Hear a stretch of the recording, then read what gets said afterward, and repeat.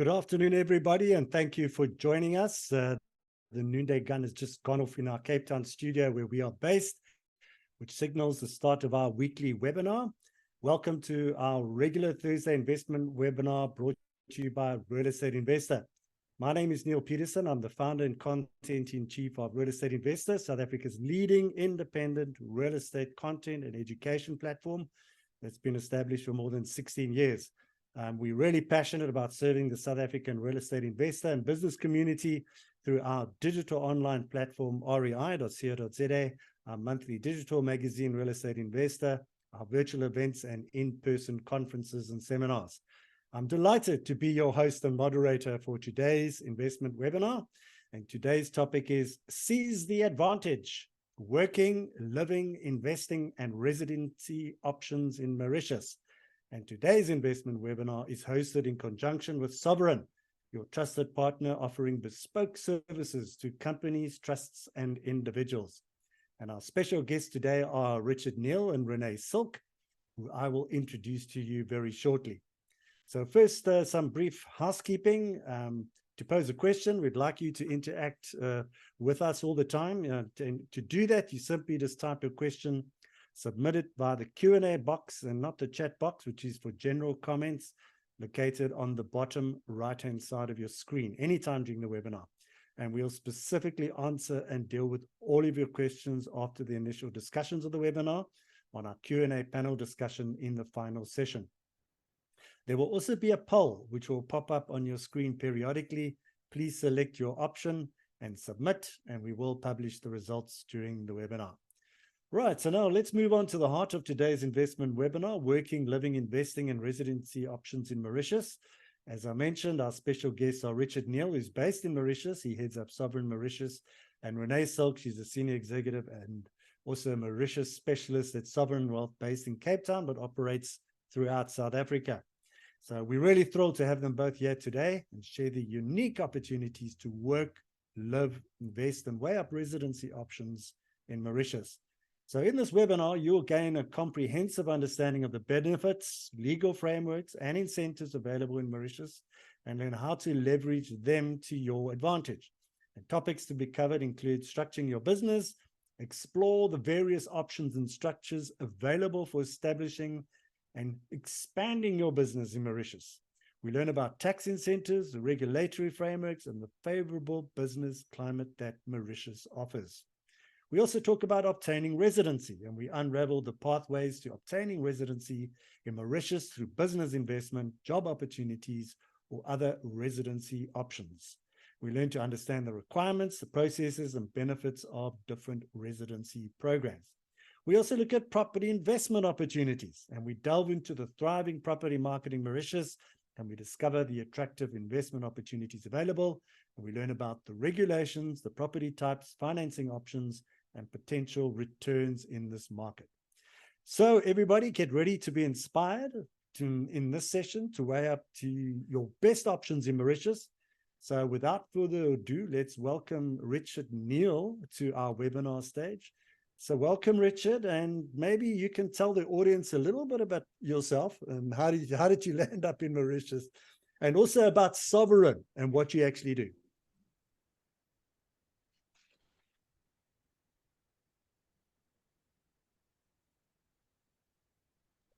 Sorry, obviously I was muted.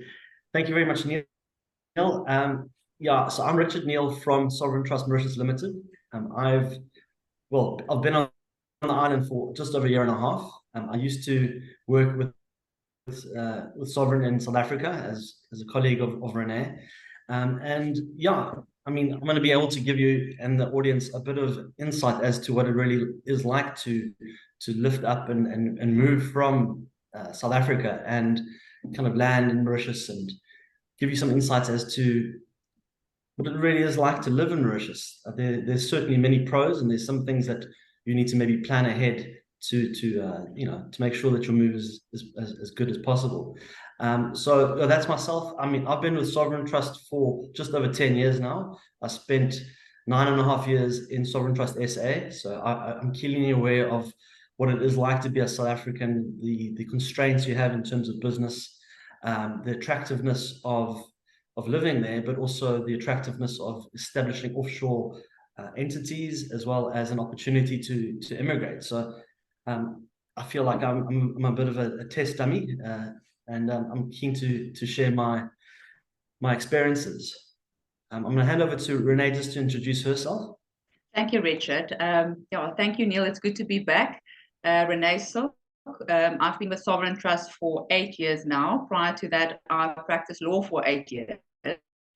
And I decided to join the offshore industry. I first worked for a management company specializing in Mauritius structuring for 4 years. And following that, I joined the Sovereign Group. I'm on the ground in South Africa. We've got a lovely office in Cape Town, but I actually live in Stellenbosch. So we've got a small office there as well, and often meet clients there for coffee or a glass of wine to discuss all these interesting topics. My focus is I'm a senior consultant, so I will meet with clients, and my goal is to provide them with bespoke solutions. And the goal will always be to end up with a compliant and a tax-efficient structure. Because we're based in South Africa, we live very close to the laws and the legislation here, and we are familiar as soon as it comes in, adapt the structures accordingly. Thank you.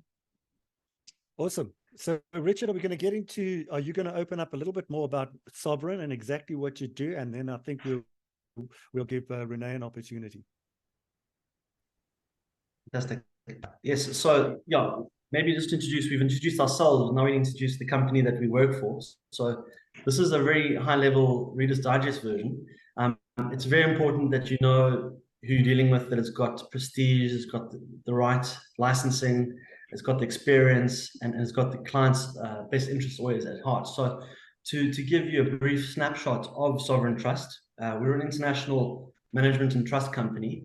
We were established in 1987 in Gibraltar, and that is still where our head office is based.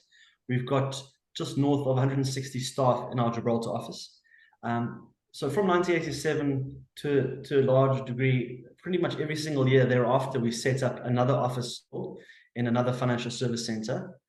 I think if you look chronologically, it was Gibraltar, Isle of Man, Hong Kong, Guernsey, and it went all the way through. South Africa was within the first, I think, 5 or 6 offices that we set up.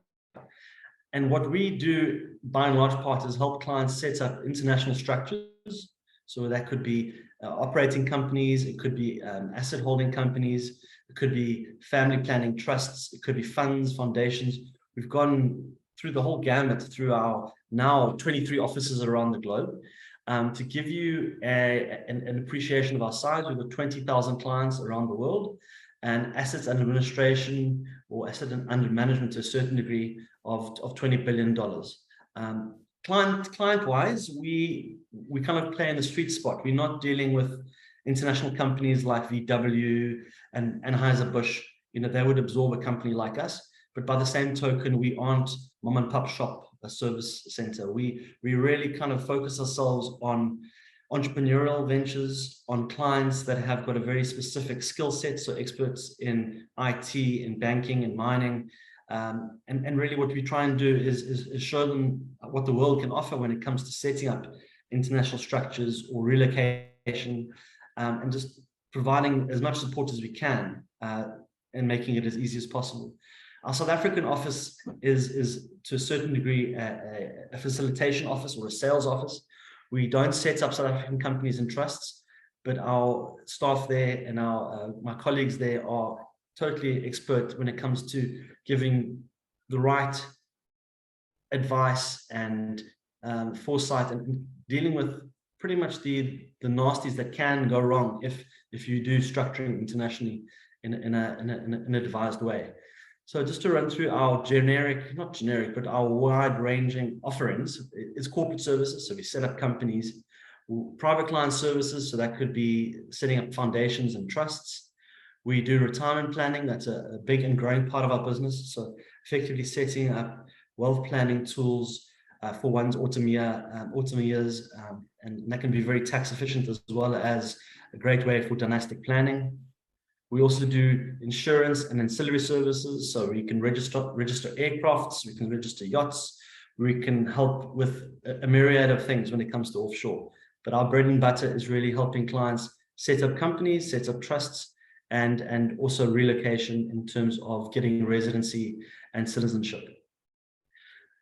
So we're pretty much a one-stop shop. We've got a very nice international spread through our 23 offices internationally. So that is probably one of the key selling points of Sovereign, is that we don't just operate in Mauritius and in Switzerland. You know, we can offer a bouquet of jurisdictions and services from those jurisdictions to our clients. Here is just a graphic representation of how we've evolved over for more than 35 years. And you can see there was Gibraltar, Hong Kong, Portugal, and I was wrong, Cape Town was the fourth. So we've had a long and a profitable time in South Africa, and helping South Africans externalize their wealth and also open up the world in terms of business and lifestyle. That's Sovereign Trust in a nutshell. Back to you, Neil. Awesome. Thanks very much, Richard. I'm now going to ask Renee. So Renee, and maybe, you know, why is Mauritius such an attractive option for South Africans? And I mean, Richard set the scene very nicely. And maybe you can tell us, you're dealing with a lot of people on this front, whether it's residency, whether it's property or business structures, etc. Maybe you can tell us. Let's open up that discussion. Okay, thank you, Neil. I think, as you all know, there's a lot of uncertainty in South Africa, political uncertainty, where the rand is going. I'm sure many of you as families in South Africa are concerned about their future and where all of this is going. And the reason why people would look at a jurisdiction like a Mauritius, I mean, firstly, as you all know, Mauritius is a very political, stable environment. And what that does is it creates a lot of certainty. And it's very attractive for foreign investors. We've got a lot of clients with very highly successful businesses in South Africa, but the foreign investors coming in from Europe or America abroad, they prefer doing it via Mauritius than coming in directly into South Africa. I think there's a lot of security provided by a jurisdiction like Mauritius. That's also why they refer to Mauritius as the gateway into Africa. If you do a structure in Mauritius correctly, it gives you the opportunity to hedge against the rand. Other than South Africa, as you know, we have Reserve Bank regulations in South Africa, which can be costly, time-consuming, and cause quite a lot of frustration. Luckily, a place like Mauritius, there's no exchange control, which works very well, especially for trading companies where there's a lot of activities happening. Another good reason for using Mauritius, it's a great way to make provision to protect your wealth for you and your family. And I'm going to go into a bit more detail about that a bit later. In Mauritius, there's a whole range of tax benefits. I always say to clients, your structure should never be solely driven by tax. That's not why you're doing it. But if you do it right, there are some very nice tax benefits that you can get. Mauritius offers a whole range of residency options, which I think is actually not that expensive if you look at the EU and Europe and those places of what you can get there. But I think the most important point for me from a Mauritian perspective is its close proximity to South Africa. There's direct flights from Joburg and from Cape Town. If you're there, your family can come and visit. If you have a business in Mauritius and you need to fly over for a board meeting, it's a quick flight. And when it comes to operational costs of these types of structures, that's also, I think, a very nice benefit to have. So yeah, that's just some of the reasons why people look at diversifying, and especially diversifying to a country like Mauritius. Perfect. Thanks, Renee. Now, Richard, you've moved over to Mauritius not so long ago. And so, I mean, you're probably the best person to speak to. You're sitting in Mauritius right now. You've been to South Africa also quite recently. And you can really, I mean, you can give a great testimony in terms of exactly what is it really like to live and work in Mauritius. Yeah, thank you, Neil. Yeah, you're 100% right. I was recently in South Africa. I was visiting my family. I've recently become a father. My son's 4 months old. So, you know, it's a good time to go back to SA and show him off to, you know, the grannies and the grandpas and cousins and uncles, as well as the friends And we had a fantastic time. It was just unfortunate that it was winter, and I've never felt as cold as that. But nonetheless, it did show me, having now considering Mauritius as my home, it does show me that there are pros and cons. And I want to play a total open book and open cards here that Mauritius has got some fantastic benefits. But it's not that I don't miss some aspects of South Africa. So before I get into the meat and bones of what it's like to live and work in Mauritius, what you're giving up ultimately is access to perhaps a wider array of shopping. So in terms of clothing and Woolies food, there's no Woolies food in Mauritius yet. But then everything else is, you're going to be winning a lot more in Mauritius, in my view.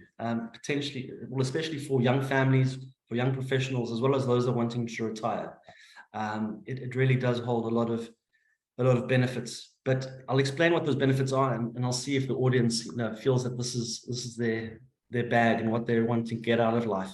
So moving to Mauritius isn't as difficult as one would expect. The first step ultimately in getting to Mauritius is that you need to get the right permit. So, Renee and her colleagues can certainly give advice on that. It's better to get a consultation up front to understand what the options are, what paperwork you need, and not go into it head first. Rather make sure you've got the right permit, because it can have repercussions. But getting a permit isn't difficult, and that's something that was very refreshing, is that Mauritius, you get a feeling that they are very welcoming. They want people to move here. They want to make it as easy as possible. And I've always felt welcomed, which is very, it's refreshing to say the least. So as I mentioned, consultation on the right permit. This is my experience. I was in the beneficial position of actually being, to a certain degree, headhunted to move to Mauritius, to head up Sovereign Trust in Mauritius. My outgoing colleague, person who I replaced, is also South African, but he moved back to Spain to work in Gibraltar. And he put my name forward as a succession plan. And that happened in about October. And in November, I was ready to start the process of getting my paperwork. So Sovereign Trust here in Mauritius helped me, as they would with clients. That began in November 2021. Collected the paperwork. I'm not fantastic when it comes to administration and collecting paperwork. So you can see it took a bit of time for me to get the right paperwork. We have lists, and it makes it painfully simple to complete. And we hold your hand through that process. Got the in-principle approval in January. So, that's maybe not as fast as they can turn it around now, because in between that time, it was the festive season. But effectively, they told me that I have been able to get the occupational permit within 2 months. But often we find with our clients, it's a lot sooner, typically 3 weeks to a month. Then I traveled to Mauritius, so there was a bit of a time delay, because I wasn't in that much of a rush to leave South Africa. I had to sell my apartment and sell my car and say goodbye to everyone. So yeah, traveled to Mauritius. I landed in Mauritius on the 2nd of March 2022, and basically did the next step, which is visiting the EDB. So there's a bit of time. When you travel to Mauritius, the nice thing is that you do get a long time. You can either be on a travel permit or a business permit for up to 80 days. So you've got quite a bit of time to visit the EDB. The EDB is the Mauritian Economic Development Board. So I think the closest comparison would be it's like a part of the Home Affairs in South Africa, but you go to an office with an appointment, you sit in a lounge. At a specified time that you booked, you have a meeting with the people there, and it's really just to hand over the original paperwork. It's not a session where they grill you, ask difficult questions. It's more asking for the original paperwork, at least sight of the original paperwork. And I was accompanied by quite a few of my staff, my HR manager, my finance manager, and my wife, and got my permit the same day. So we went out for a quick lunch, and in that afternoon I picked up my residency permit. So I got the actual permit paper as well as my residency card. So it's very easy. My next step then was to get my loved one's application. So my wife, she was able to get a dependencies permit. So I've got an occupational permit, and she applied for the dependency permit. Again, we're not very good at administration, so the timeline doesn't really talk to how fast it can be done. But we applied on the 6th of April, and we got it 2 weeks later. Very easy to do and collect. Maybe just to give some high level, experience of what Mauritius is like. The people in Mauritius are extremely friendly, and I've never at any point felt threatened or worried about my safety. So Mauritian people are happy-go-lucky. They like to party, they like to go to the beach, they like to play music and play drums, but it's never nefarious. There's never any altercations, and the opposite of confrontational, which is nice to feel, because in South Africa I've had the opposite experience. The food in Mauritius, absolutely great. If you like spicy curries and foods and trying different things, you can't be in a better place. It's such a multicultural society that you can be tasting the flavors from all around the world by sitting in Mauritius. There's a lot of Indian food, there's a lot of Asian food or Chinese food, there's a lot of French food, and then they've created their own Creole food, which is amazing. Accommodation wise, pretty similar, I would say, to what you'd get in South Africa. You've got a lot of coastal and beachfront property that you can rent and buy. You've got a lot of inland property, which is perhaps for those that don't like the heat and the humidity. And in terms of cost, if you're going to be buying a property, it's probably going to be more expensive than you'd expect in South Africa. But in terms of rental, it's very what you'd experience in Cape Town. It's not the cheapest, but it's not going to break the bank. Car wise is probably where it's the most different from South Africa, because cars in Mauritius aren't really status symbols. You do see people with fantastic cars, but the average person is happy to drive something as dysfunctional. Another anomaly when it comes to motor vehicles is that second-hand cars really hold their value. There's probably a 10% difference between buying brand new and buying a car that's 2 or 3 years old. So that blew my mind a bit. And your car insurance is paid up front. It's relatively inexpensive, but you pay for your car insurance at the beginning of the year, and then you can rest easy for the rest of the year. We did bring a cat over, so pet-wise, it was difficult for us because our cat needed to stay in South Africa for a little bit longer. I think she was there for 5 weeks because there wasn't enough space at the quarantine. That, however, has changed. They've now extended the quarantine facilities in Mauritius. So now our clients are typically getting their pets over within 2 weeks, and the pets spend 1 week in quarantine. So that's fine. Expat tax, I put this in there. It's not a formal expat tax, but what one does need to appreciate is that if you are South African and you're a meat lover, meat is going to be a little bit more expensive. There's only so much land in Mauritius, and most of the meat is imported. The upswing, though, is that the meat is fantastic. Most of the butcheries on the island, especially in the west and in the north, are run by South Africans. So you can get your lamb chops, you can get everything that you'd expect. It's just that you might be paying a premium. And if I had to put a number on it, your grocery bill is probably going to be about 30% higher in Mauritius. That said, you could be spending a lot less because fresh produce is much cheaper here in Mauritius. And then in terms of island fever, my wife was pregnant for 9 months, and we were told that she shouldn't travel, so we were stuck here for basically 10 months. So we did get a bit itchy. The island is fantastic. It's tiny, but the 80 kilometers that it runs, you can do a lot of things. But we did miss getting off the island. So I tell people you would ideally try to get off the island at least twice a year if you can. In my mind, 3 would be the sweet spot.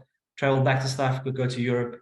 But whenever I return, I'm extremely happy to be back, which is obviously testament to me being happy. Next up. Yeah, great. Thanks very much for that, Richard. You'll see there's a pop-up screen that's gone up on the poll there, which residency option you think suits you best. So please choose your option over there. Thanks for that, Richard. I think that's great insight, because I think you're a real example. If somebody is looking at moving, you gave us a real sort of journey as to what to expect. So thanks for that. And then of course there's the business side of things. So Renee, I know you deal with a lot of people who are doing inquiries about, setting up business in Mauritius. So maybe you can take us through, how do I structure my business when based in Mauritius? And we know a lot of people like to use Mauritius as a base and what have you. So maybe over to you, and you can take us through that process. Thank you, Neil. Yeah, Mauritius is very popular for doing business, especially from a South African and African perspective. So in order to set up a successful business, you need to choose the right type of company for your business. In Mauritius, there's 3 types of companies. The one is a domestic company, and this company is typically aimed at businesses, is a company doing business in Mauritius. We often use domestic companies for clients wanting to buy property in Mauritius. The second type of company is what we call an authorized company, which is a bit of a strange beast, as the company is incorporated in Mauritius, but it's only utilized for business outside of Mauritius. For example, let's say you provide consultancy services across the world, excluding Mauritius, then you can set up an authorized company to be your consultancy services company. And then the third type of company is, and definitely the most popular company, is a global business company. The majority of the business and the activity should happen outside of Mauritius, but the global business company can also do some form of business in Mauritius. So these are the 3 types of companies you will come across when you go to Mauritius. I think there's, like I mentioned, the global business company, definitely the most popular, but also got a higher price tag, but for good reasons. On my next slide, I did a summary, a comparison between the 3 companies, and I would just like to take you through that. We've spoken about where the activity should happen, but when it comes to the management of this company, for a domestic company, your director needs to sit in Mauritius. So if you're not tax resident in Mauritius and you don't live there, that's typically where a company like a Sovereign will step in to provide a corporate director for your company, up until such time when you move to Mauritius, and then you can take over the directorship service. When it comes to an authorized company, that's why I mentioned it's a bit of a strange beast. It's not allowed to be managed from Mauritius. No business is allowed to happen in Mauritius. So we usually use one of our other licenses outside of Mauritius to provide a director for an authorized company. Or if you live outside of Mauritius, you can be the director for that company, but not if you live in South Africa, because then you're going to be caught by the legislation in South Africa. So just to summarize, incorporated in South Africa, but not managed, incorporated in Mauritius, but not managed in Mauritius. Then we get to the global business company. It's a requirement that a global business company must have 2 Mauritius resident directors. And that's, again, part of the service that the Sovereign Trust can provide. In terms of tax residency, and this is quite important, so when you set up a domestic company or a global business company, that company gets issued with a tax certificate. And I always say to my clients, it's good to pay some form of tax. I know we don't like to pay tax, but it's good to pay some form of tax. And if you get issued with that company certificate, it's proof that you do pay tax, and then most likely your structure will not be open for attack. Whereas if you look at the authorized company, you don't pay any tax. That company pays 0% tax, but you don't get that certainty of a tax residency certificate. But that being said, it's still good for certain instances. It can still work very, very well.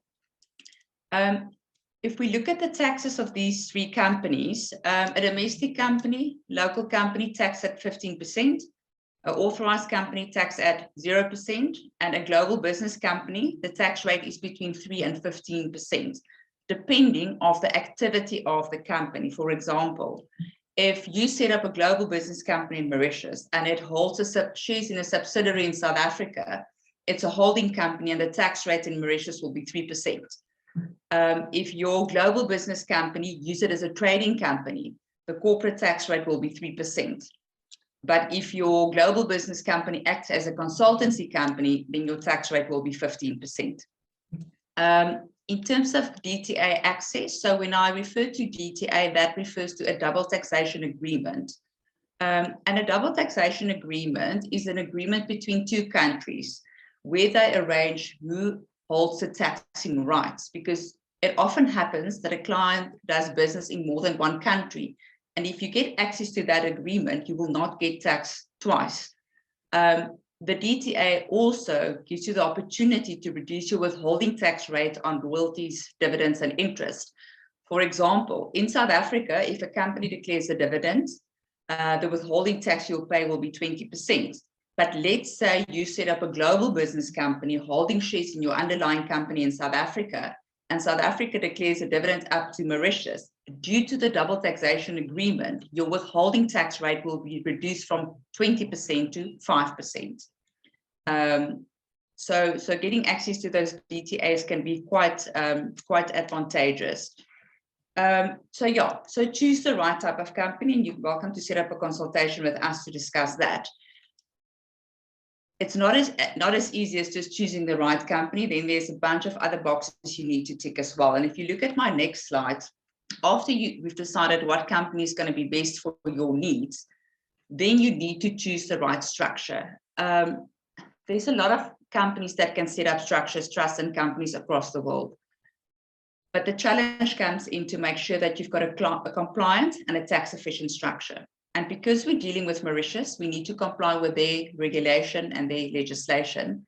And because most, if not all of you, are tax residents in South Africa, we need to be compliant from a South African tax perspective as well. So firstly, if you decide to set up a company in Mauritius, let's say you still live in South Africa, residency is going to be second to your business setup there.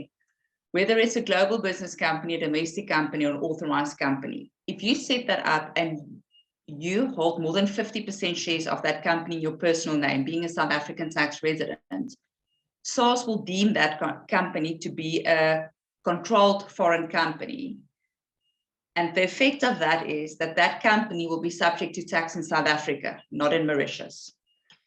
So typically what clients do to break that CFC link is they interpose an offshore discretionary trust, which can be in Mauritius, Singapore, Isle of Man, Guernsey, Gibraltar, it doesn't matter, to hold the shares in the underlying company.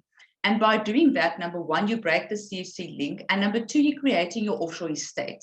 Because now when that company declares a dividend up to the trust, it's going to fall out of your estate. And that's a big advantage there.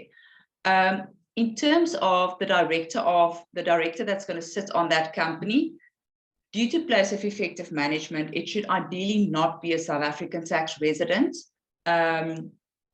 because then you can pull the whole structure back into South Africa again. And that is, again, where Sovereign comes in. We often be that stepping stone for a client. We can provide the corporate directorship services up until such time where the client leaves the country and they can take over that role. The same goes for the trust. So there's a bit of a difference between an offshore trust and a local South African trust. In Mauritius and offshore, you will not have an individual acting as a trustee. It will be usually a corporate trustee, which I think also provides more comfort. Sovereign trust, for example, will be the trustee on that trust. The client will be the settler, and then you and your family will be the beneficiaries. What I think provides a lot of security with the offshore trust is the fact that you can appoint a protector to the trust. So the protector is someone that is not allowed to benefit from the trust, but the protector basically plays a big brother role over the trustees, because the protector can veto any decisions made by the trustees. So that is your typical two-tier structure, which 99% of South African clients set up offshore when they set up a business or buy property overseas. And if you tick the right boxes with this, you will end up with a structure where on trust level, you will pay the trust in Mauritius will be subject to 0% tax up until the day when you move to Mauritius. Then that trust will become tax resident in Mauritius and it will be subject to 15% tax. But typically what we do there is we can re-domicile the trust to another jurisdiction, and then you can still have your 0% tax rate on the trust. The underlying company, if it declares a dividend up to the trust, there's no withholding tax in Mauritius. And as I mentioned earlier, a domestic company will be subject to 15% tax, authorized company will be subject to 0% tax, and the global business company will pay tax between 3 and 15%. When you get to that point in time where you want to sell that business, there are no capital gains tax in Mauritius like there is in South Africa. And you also don't sit with estate duty and executive fee. So as you can see, if you do this right and you tick the right boxes, it can be a very tax efficient structure for you to externalize your business and your wealth outside of South Africa. Awesome. Thanks very much, Renee. I think there's going to be a lot of questions around there, and I obviously want people to, please fire away with your questions. Don't be shy. We will deal with them in the latter part of the investment webinar. So please submit. And and also answer the questions. We've got the poll up there right now. So we'd like your feedback. It's very important to interact. Thanks very much for that, Renee. And I think now we're going to move on to Richard again, because you touched on the residency story, Richard. So maybe you can tell us a little bit more about what are the residency options that are available to South Africans should they want to relocate or even have as a future option. So maybe if you can just take us through that. Thank you, Neil. So, generically, there are 5 access points to get residency options, and I'll be running through them all. The first one is the one that I went through. It's the occupational permit for professionals. So this would mean that a company in Mauritius would employ you. There are some minimum salary requirements. So you would need to be earning at least 60,000 Mauritian rupees a month. That equates to $1,300 using an exchange rate of, I think, 45 or 46 to 1. Just bearing in mind that minimum salary of 60,000 has recently been reduced to 30. It was announced in the budget speech. It hasn't been ratified yet, but we're confident it will be. Occupational permit for professionals used to be valid for 3 years. So my predecessor, Nico, he was on a 3-year one. He spent 5 years in Mauritius. So he had to, after 3 years, reapply. It's almost fait accompli that you will get an extension. But I was one of the first, I'm happy to say, I was one of the first to get a occupational permit for 10 years. So it does depend on the duration of your contract. So you need to remain employed in Mauritius. But you can get that for 10 years. And as I alluded to, you can bring your dependents, so any children that are still dependent on you and unmarried, any parents that are dependent on you, as well as spouses. So that's a nice benefit. They can piggyback off you. Your personal income tax, it's now a little bit better than this. The headline rate is 15%. So your personal income tax on what you earn is 15%. That's what Mauritius has marketed throughout the years. But since COVID, they instituted something called CSG, which is a social fund to help people on the island. And that was a surplus tax of 25% over 3 million Mauritian rupee salary. So, my tax wasn't as low as 15, but it wasn't as bad as South Africa. With the budget speech, they've now reduced that. So now we are talking about 15% tax. It does stagger up. So, it might not be as bad as 15, and it might be a little bit more than 15, depending on what you earn, but it's never going to be more than 20%. So they've gone on to the staggered approach, as everyone in South Africa is used to, but the maximum rate would be 20%. Another option would be an investor permit. So you'll get your occupational permit as an investor. This is a bit of a different route. Here we are talking about very much what Renee was mentioning, is you can use your corporate entity to passport you into Mauritius. So if it's a brand new company, what you would do is you would establish that company and you would fund it via shareholder loan or as subscribing for shares up to $50,000. That money needs to go into the company's bank account, and if you satisfy that, you will be given an occupational permit investor. That's what they term it. And there are some requirements that the company needs to make a turnover of 4 million rupees or $86,000 in its third year. So they give you a bit of time to ramp it up. Some of my clients and Renee's clients and some of my compatriots' clients have existing Mauritian companies. And they, you can use an existing Mauritian company to transport you and passport you into Mauritius. It's a little bit of a different rule. So you'd need a cumulative turnover of 12 million rupees or $260,000 in the past 3 years. So that, typically that's relatively easy for trading companies. We're talking about turnover here, not profit. And most of our clients are in that space. With investor permit, also 10 years validity. The tax rate, here we're talking about the tax rate of the company. You would only really be using a GBC or domestic. So the tax rate is between 3 and 15%.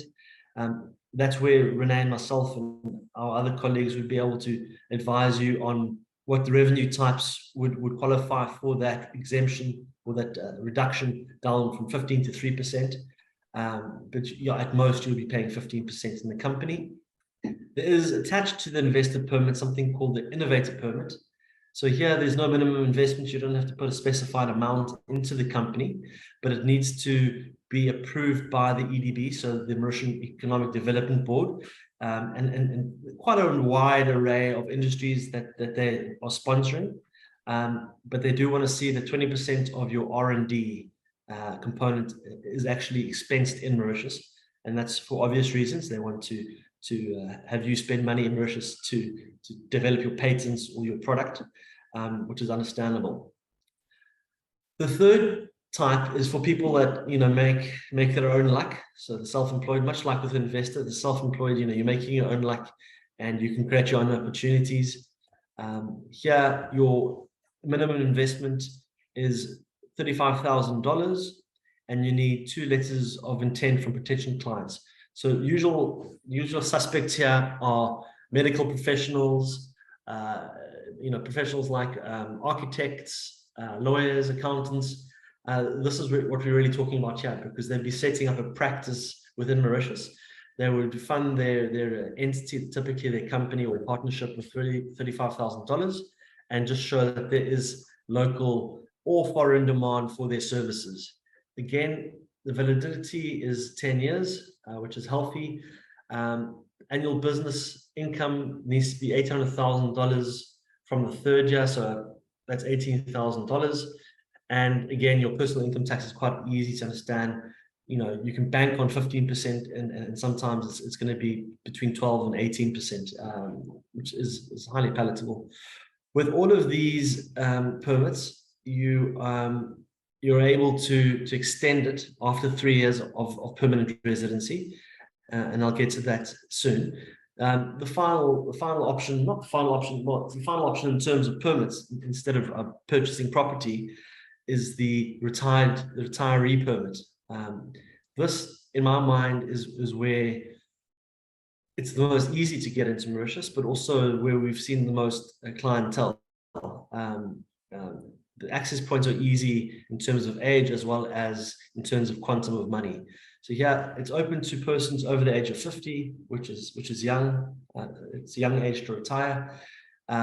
You would need to prove that you can transfer or do transfer $1,500 US per month, but you don't have to do it each and every month. You can just do a once-off $18,000. And that would be used, for your living expenses here in Mauritius, and it's very likely that you'd need more than that. It depends on how extravagantly you want to live. There used to be a requirement that $1,500 monthly or that $1,800 in a year needed to actually land and stay in a Mauritian bank account. However, recently with the budget, it's been changed that you just need to prove that you have access to funds. And that bank account could be anywhere in the world. And that has been ratified, which is good. So I can speak with a bit of authority there. Your retiree permit is valid for 10 years. And very importantly, the money you do transfer to Mauritius is not taxed. And this is all after tax money. And Mauritius is not expecting to tax you again on that. with all of these permits, the professional, the investor, the self-employed, and the retired permit, they all have options where you can get what they call permanent residency, although that's a bit misleading. Permanent residency is for 20 years. So if you do satisfy your requirements, typically for a 3-year period, you can reapply in your 10-year period for another 20 years. So, you know, you can stay basically indefinitely if you just continue that process. And yeah, those are the residency options. Next, I'm going to deal with property market. With the property market. Yeah, because you touched on that a little bit earlier on, Richard. So I think there'll be, you know, there's a lot of property investors here which are obviously on the webinar too. So they'll be very interested. So maybe you can tell us, you know, when is the right time to get into the market? I mean, have you taken the plunge yet, or are you waiting? And when would it make sense to get into the market into the Mauritian market? Absolutely. So to answer your question, yeah, I've only been on the island for 15 months. I haven't taken the plunge yet, but it is very attractive. You know, I'll run through some things, but you know, it's not just for people that are wanting to get their permits through real estate. It's also a very good investment opportunity. It's also a great way to anchor yourself for future retirement. So I've seen some very nice property, particularly near golf courses that would tick all the boxes for me, and yeah, potentially rent it out if I do move out of Mauritius, but you know, keep a kind of a bolt hole available to myself, you know, if needs be. So you know, the property market in Mauritius is extremely healthy. So I've made over the months, I've made connections with a couple of real estate agents as well as property developers, and within these multinational property operations, they've all said that they are winning all the awards in terms of amount of units sold, value-wise. You know, they're really shooting the lights out. So it's good to see that real estate agents are, you know, that they are able to bring in new clients, and these property developers are well-funded and setting up very attractive new builds across the island. And it's constant development. You'll see when driving Mauritius, you'll see constantly trucks carrying very big boulders and concrete trucks. So it's not a market that's shrinking, it's exploding. That, however, you know, you need to realize that there's only so much land in Mauritius. It's not overpopulated yet, but there's only so much beachfront land. There's only so much land that is not government owned. So I would say it's a very good time to consider it, because, you know, if it continues at this pace, it's going to be slim pickings and be very expensive. I'm sure most people would know this, and if you don't, you know, it's good to tell you some news. In Mauritius, although it's a very diverse place, and you can live anywhere on the island, it's very easy to live anywhere. There's great highways and great shopping centers everywhere. But in terms of expats, and here I'm talking mainly about South Africans, they tend to nucleate themselves in the north, which is near Grand Bay, along the coast. So we're talking about Peribé, Grand Bay, Grand Gorbe, Caledine, Montrosy. Those are, and Trubiche.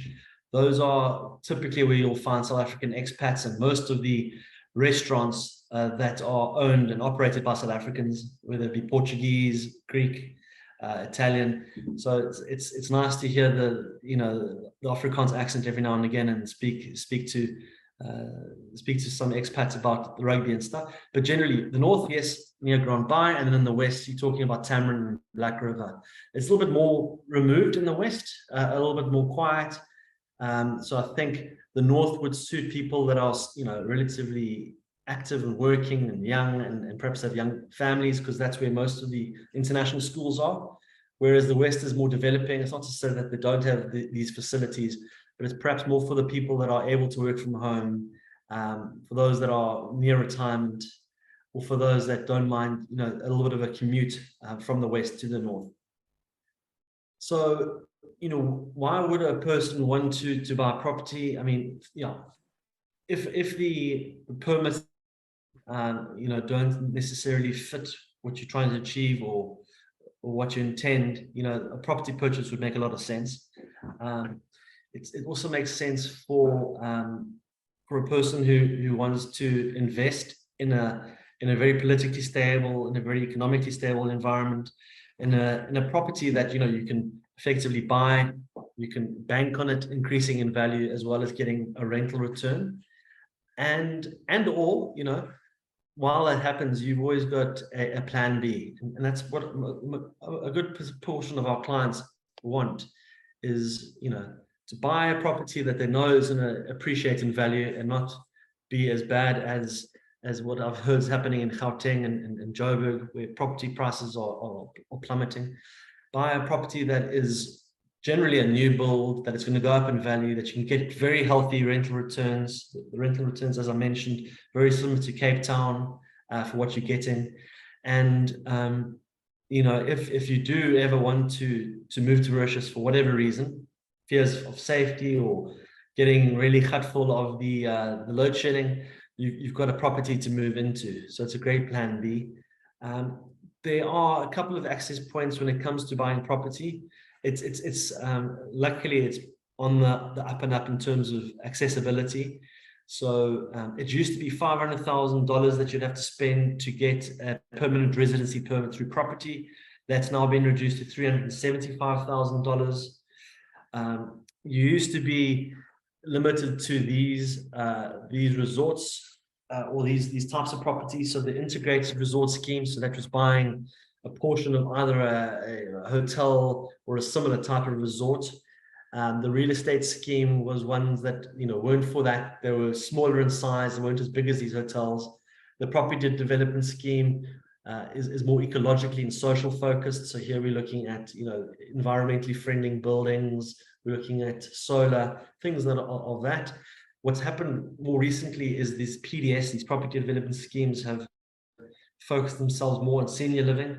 So where our office is, they are building hospitals and I wouldn't say retirement homes. It's for people that are younger than that, but for people that are coming to Mauritius that are above the age of 50, that aren't necessarily going to be working, but they want their estate to cater for health, for for sport, for things that people in their autumn years want to do, mainly golf. Paddle is massive, or padel is extremely huge here in the island, so you're not going to be missing out on that. And then the final one is a smart city scheme. So Mauritius is really keen on creating hubs around the island where the smart city is ultimately one that's going to be connected to extremely high internet speeds. It's going to be one that is ecologically friendly, and that has access routes that aren't necessarily for cars, but more pedestrian. And they're popping up all over the island. And we've gone and visited a vast majority of them, and they are the ones that might not necessarily be residential. So you can buy a commercial property and still get this residency permit.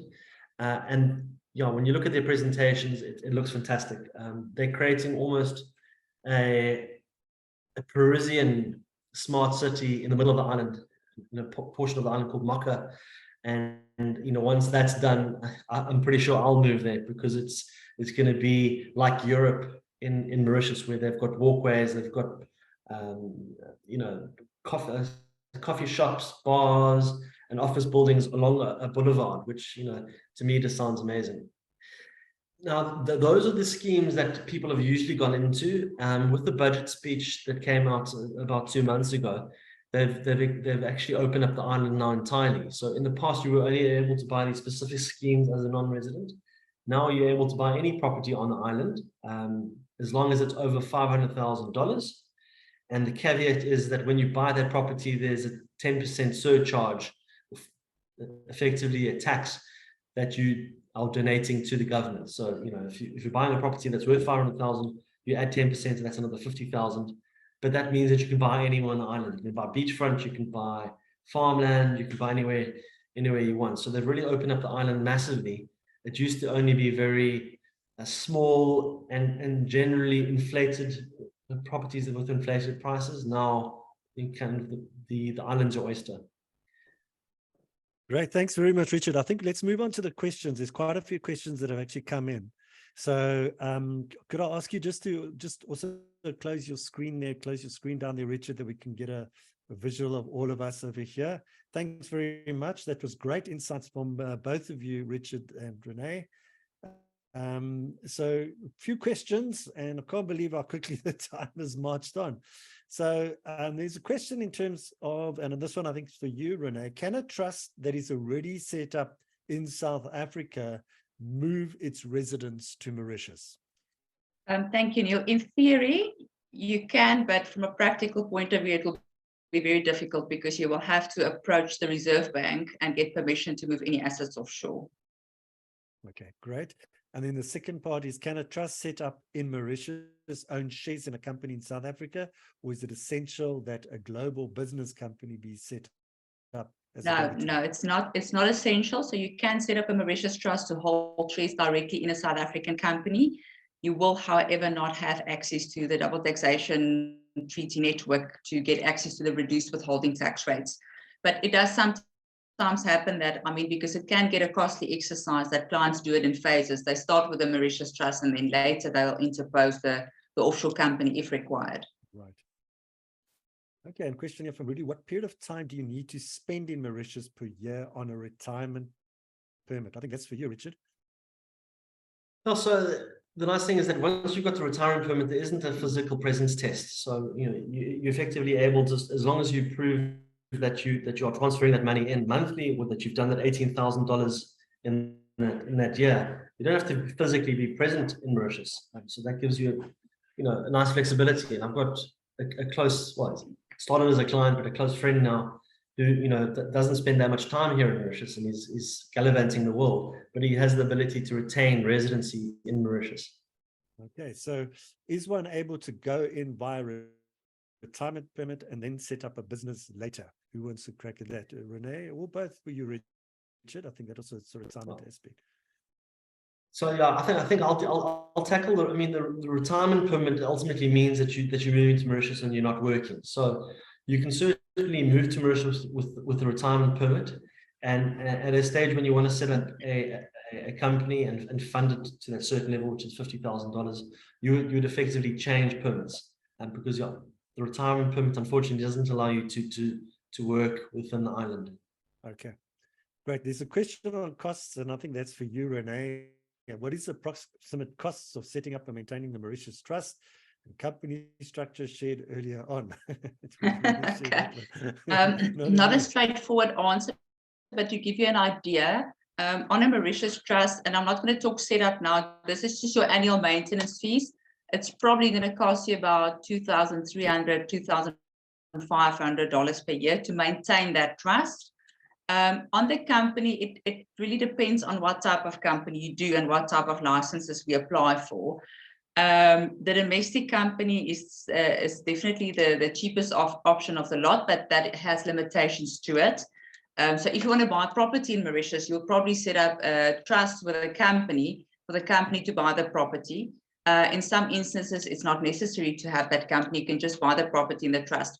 But I think there you look at ongoing, probably about between $4,500 per year. The global business company, you're probably looking at $7,000 a year. And the reason that fee is so high is your regulatory fee on a global business company alone is $3,000 a year.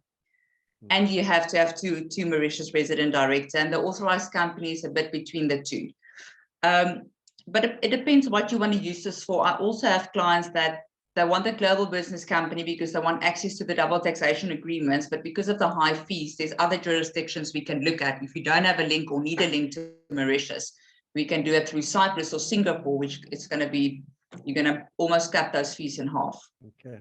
So I would assume that includes, is that including the administration side of things as well? No, administration, that they bill that per time, so that's separate. But what we usually do is once I've had a meeting with a client, I will issue them with a proposal detailing, this is your setup cost, this is your annual fee, and for the type of activity you're looking at, this is more or less going to be the fees.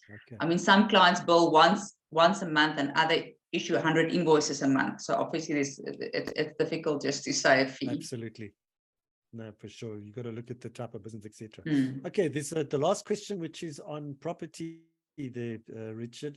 can expats buy a non-new build property in Mauritius? I don't think expats can buy on the coast. Is that right? You want to maybe, so can expats buy a non-new build property in Mauritius? Yes, they can do now with this budget. I mean, that portion of the budget speech hasn't been ratified, but in general terms, what they announced in the budget speech doesn't change. So they have said that now expats, anyone can buy property anywhere on the island, so long as it's above that $500,000 mark, and has that surcharge of 10%. So that is it's great news. Let's just make sure that it actually does come to pass. But I think the right noises have been made. Excellent. Okay, so that can you believe? I don't know where the time's gone, guys. We come to the bewitching hour. So what I'm going to do is, Renee, I'm going to ask you just to give your 1-minute wrap, your lasting thoughts to the audience. And so I'm going to start off with you because it's Women's Month. Thank you. So it's women's first. Sorry, Richard. So if you could maybe give us your final wrap, and then Richard will give his final wrap. Okay. And we can close off the webinar. Oh, thank you, Neil. I think for South Africans looking at offshore solutions, it can be quite daunting, but I think if you follow the right route and you put the right team together, you can very easily do that, ending with a solution that's going to be cost effective, tax effective, and compliant. And that should really be your goal. So please feel free to reach out to us, and we'll be happy to assist with that. Good. I just see there's another question that's also popped up, Richard. So maybe you can just answer that very briefly and then go into your 1-minute wrap. From Mansour, he says, does the $375,000 property investment requirement need to be a single purchase, or can it be over time with multiple properties? Yeah, so I mean, a bit of swings and roundabouts on that. Unfortunately, it does attach to the property. So it's a single property purchase that needs to be above that $375,000 mark. So that's not necessarily great news, but they've given now flexibility. So if you buy a property for argument's sake of $1.2 million, you can then apportion that into 3 different permits. So if you go into some type of arrangement with 2 other buyers, you're able to say, well, this property is worth effectively $1.2 million, and we're going to be getting 3 residency permits out of that. And each of those residency permits can then bring in dependents and the rest of the family. So unfortunately, you can't build up a small portfolio of properties and amass them together. It needs to be per property, but you are able to say one property and split it into different residency permits, which is a benefit. Right. Do you want to give us your final wrap there, Richard? Yeah, I think my biggest message is ultimately you need to speak to someone to give you good advice, and I don't think you can get better than us. So we don't charge for consultations. Renee is certainly the one that's got the most experience with Mauritius. She's been doing it for years and years. I don't want to give away how long, but she's really become the go-to guru for South Africans wanting to go to Mauritius. And being forewarned is being forearmed. So load up on as much information as you require before pulling the trigger, because you don't necessarily want to be doing this blindly. Absolutely. Great. Well, thank you very much, Richard and Renee, for sharing your valuable insights with us today. Your knowledge and experiences have really been truly insightful. I think it was very enjoyable. And our audience, we appreciate your active participation and engagement throughout this investment webinar. We hope you gain valuable knowledge and are motivated to take action. So please reach out to Richard and to Renee. As you said, it's free consultation. Chat to them. If it's something that you're looking at, please, I encourage you to reach out to them and with your particular query about whether it's residency, whether it's property investment, setting up a business, whatever it may be that you're looking at, please reach out to them. So before we close, I just want to remind you of our upcoming webinar on Thursday, the 17th of August. It's titled Empowering Success, Women in Property and Business, and Lessons from Leading Trailblazers. And to register, there should be a registration link on the bottom of the page on the box, and or you can go to the REI.za website under upcoming events. Once again, to Richard and to Renee, thank you very much. And thank you all for joining us. We wish you all the best on your path to success and wealth creation. Stay safe and successful investing. Until Thursday, the 17th of August at 12 o'clock, this is Neil Peterson of Real Estate Investor signing out. Goodbye, everybody. Thank you. Goodbye.